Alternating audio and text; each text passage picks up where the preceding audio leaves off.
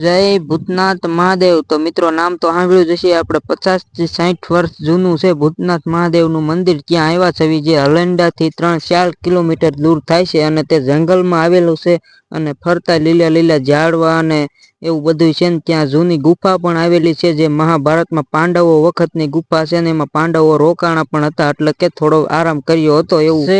તો અહીંનો ઇતિહાસ તમે પણ જાણજો ને મસ્તની ગુફા ને મંદિર ને એવું જંગલ વચ્ચે આવેલું છે। તો હાલો વિડીયોની શરૂઆત કરવી।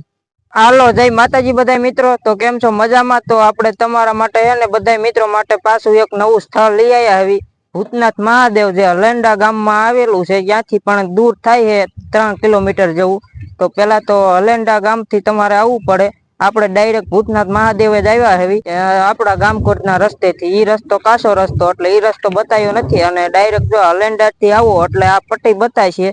હું તમને બતાવું હવે આ સાઈડ આમ તો આ પટ્ટી છે ને એ હલંડા સાઈડ થી આવે છે તો આ રસ્તે તમે અહીંયા આવી જાવ તો આ બાજુ તમે આવી જાવ ને એટલે જો અહીંયા ગેટ દેખાય અત્યારે આટલો જ ગેટ છે અને અહીંયા એક બોર્ડ મારેલું છે।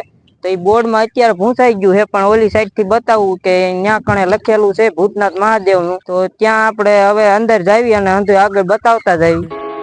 તો હાલો મિત્રો હવે તમને હે ને આપણે બતાવી દીધું અહીંનો ગેટ ને હતું અને હવે જો અહીંથી સીધું તમને આમ દેખાતું જશે રસ્તો। આપણે જાવી પેલા તો તમને ગુફા બતાવી જ્યાં પાંડવો હે ને એ રોકાણા હતા અહીંયા થોડોક વિરામ કર્યો તેવું આપણને અંદાજ હે આમ ખબર એટલી જાણકારી। તો ઈ ગુફાની તમને આગળ બતાવીને ભૂતનાથ મહાદેવ ના મંદિર ને આગળ તમને બતાવતા જાવી હાલો।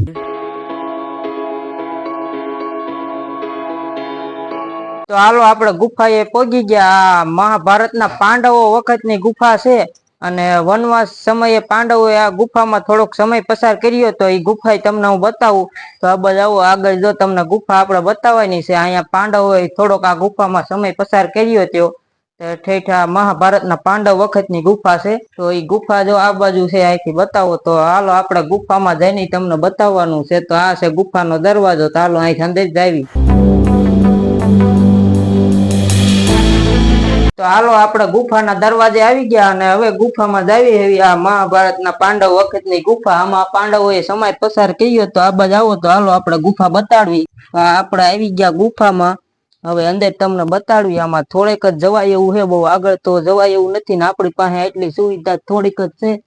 તો આમાં અહીંથી તમને ગુફા બતાડી દેવી એવી કે આ ગુફા હે ને એટલી છે અને આમાં સામા સીડિયા ને એવું હંધુય છે। આગળ તમે જોઈ જવો ઘણા બધા સામા સીડિયા તમને દેખાતા હશે જો લટકે આમાં સામા સીડિયા ને એવું ઘણું આવેલું છે। આ ગુફામાં હવે આગળ જવાય એમ નથી સામા સીડિયા ને જો આમાં નકરા દેખાતા હશે કદાચ તમને આપણને દેખાય છે। તો એટલે અહીંથી હવે ગુફામાંથી આપણે પાછા બહાર જાવી છે। આ ગુફામાંથી હવે હાલો બહાર જાવી કેમ કે ગુફામાં બહુ આગળ જવાય એવું છે નહીં। અમે અમારા મિત્રો નથી આવેલા હતા તો હવે ગુફામાંથી પાછા બહાર નીકળવી છે। તો હાલો આપણે ગુફામાંથી બહાર નીકળી ગયા અને જે તો અહીંયા મહાદેવ નું મંદિર ને હતું બતાવવાનું છે। હાલો તો આપણે ગુફા જોઈ આયા પાંડવ વખતની ગુફા મહાભારત વખતની ગુફા। તો હવે હે ને આપણે જાવું છે ભૂતનાથ મહાદેવ જે આપણે અંદાજ પ્રમાણે તો 50 વર્ષ જૂનું કે હે બાકી તો અહીંથી જાજુ હવે જૂનું થઈ ગયું હોય છે।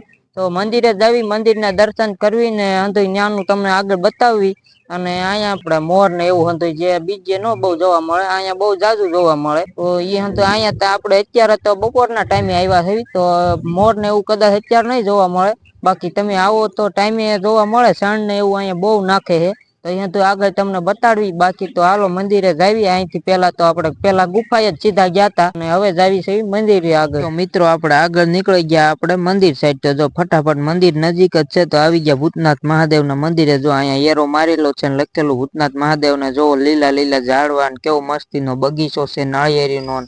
અહીંયા સૂચના લખેલી બધી તમે વાંચી લેજો જે લખેલું છે એ બધું।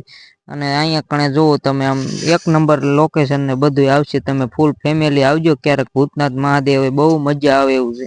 તો અહીંયા વાંચી લેજો બધું તમે અને હું ને મારા ભાઈબંધ ને અંદાજ જો પેલા તો દર્શન કરવા જ આવી ગયા કેમ કે મહાદેવ આવ્યા હોય તો પેલા તો દર્શન કરવા આવવું પડે।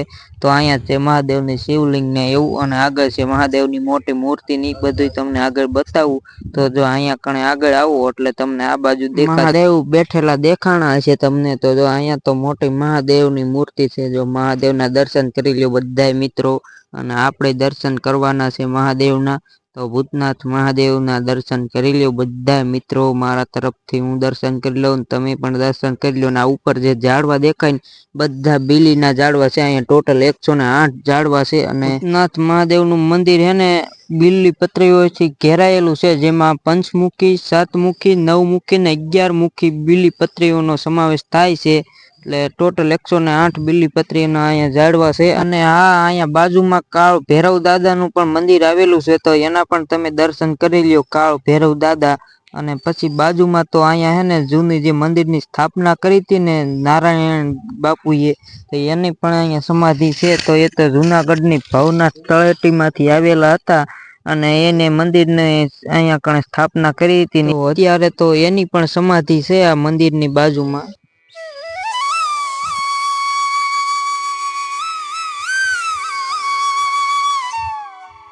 અને આ બાજુ તો જો ઘણા બધા વૃક્ષોનું વાવેતર કરેલું છે નવું. અને પછી આ બાજુ આગળ અમે ચાલતા ગયા તો અહીંયા તો પક્ષીઓ માટે શણ બહુ જાજી નાખે, કેમ કે અહીંયા પક્ષી બહુ જાજા જોવા મળે છે.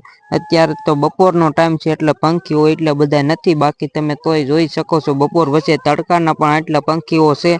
તો અહીંયા ઘણા બધા મોર ને એવું બધું જોવા મળે છે. તો પછી અહીંયા કણે જો બધાને વ્યવસ્થા રાખેલી, જે ભક્તો આવતા હોય ને એના માટે બેસવાની સુવાની હોલ બનાવેલો છે. તો એમાં અંદર તો પંખા ને એવું પણ રાખેલું છે, તમે જોઈ જવો ઉપર પંખા દેખાતા જ હશે. જો આ બાજુ સાઈડ પંખા ફરે છે, તો એવું પણ વ્યવસ્થા છે સુવા બેસવાની બધી વ્યવસ્થા, પાણીની બધી. હાલો બધા મિત્રો, કેમ છો? તમને વિડીયો જોવાની મજા જ આવી હશે. ઉમ્મીદ કરું છું કે આ વિડીયો ગમ્યો હોય તો લાઈક કરો, અને ચેનલ ઉપર ન હોય તો ચેનલને સબસ્ક્રાઈબ કરો. મને તો બહુ મજા આવી અહીંયા આવીને, અને તમારે પણ ફૂલ ફેમિલી સાથે આવવું હોય તો આવી શકો છો. બહુ સારી જગ્યા છે અને બધા લીલા લીલા ઝાડવા ને એવું જ છે અહીંયા, અને મજા આવશે તમને ફરવાની. જંગલ વચ્ચે છે આવેલું સ્થળ ભૂતનાથ મહાદેવનું. અને હલેન્ડા ગામથી થોડુંક દૂર થાય છે, 3 થી 4 કિલોમીટર જેવું. તો અહીંયા એકવાર જરૂરથી આવજો. તો બાય બાય.